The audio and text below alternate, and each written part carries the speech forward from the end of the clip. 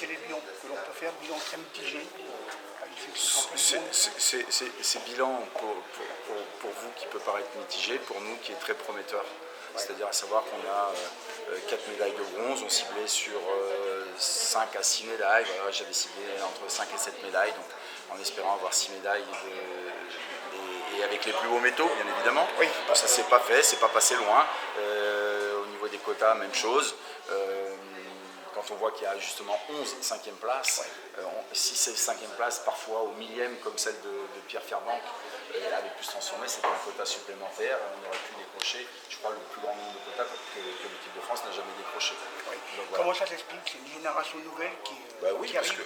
que là vous avez énormément de jeunes, il y a des Thibaut Lerat, des Célia Terki, Alice Mété, il y a un croisement de générations, et puis peut-être nos plus anciens sont un tout petit peu moins performants là, mais ils ont tenu leur rang. Il faut savoir que Timothée a tenu son rang, Trésor a tenu son rang, Lantenin Keita va participer à la finale du 400 mètres tout à l'heure. Et qui sait? Et qui sait, et Pierre Fairbank, toutes ces personnes qui ont été là, Pierre Fairbank, 51 ans qui bat un record d'Europe. Non, je crois que les cadres ont tenu leur rang, c'est le niveau qui s'est haussé, et puis ça sera à nous de peut-être réorienter notre préparation.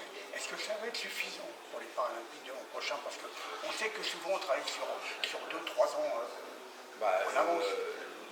Est-ce que ça va être suffisant? Moi j'arrive, on est justement, ça fait partie de cette opération commando, c'est d'essayer de mettre au mieux les athlètes. Moi je suis dans un rôle de facilitateur, et ce rôle de facilitateur, ça sera justement d'essayer de mettre ces 11 5e places, ces 5 4e places, et puis ces 4 médaillés dans les meilleures conditions pour l'année prochaine. Et puis il ne faut pas oublier qu'il y en a aussi, comme un Dimitri Pavalé qui a eu une blessure, qui sera à nouveau de retour.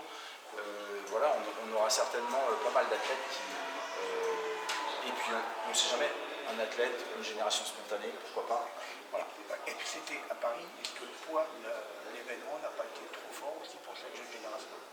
Oui, ils ont justement, c'était très bien. Tous les médias sont arrivés. Non, mais c'était très bien justement d'avoir cette expérience à la maison, parce que l'année prochaine, elle sera décuplée, et il va falloir qu'ils en prennent conscience. Je pense que là, beaucoup en ont pris conscience, ils se sont laissés déborder, ils nous l'ont dit. Ils ont découvert justement ce que pouvait être un événement de ce type-là. Et quand je leur ai dit que, certainement en début d'année, quand je leur ai dit que ça serait quelque chose de grand, je pense que certains ne m'ont pas cru. Et puis là, ils en ont vraiment pris conscience, et quand je leur dis que l'année prochaine, ça sera 10 fois plus, là, je pense que ça percute.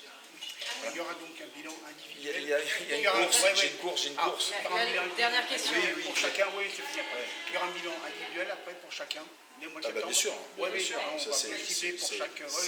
C'est la priorité, ça sera de faire ce bilan individuel avec les entraîneurs et les athlètes concernés. Très bien. Merci. Merci.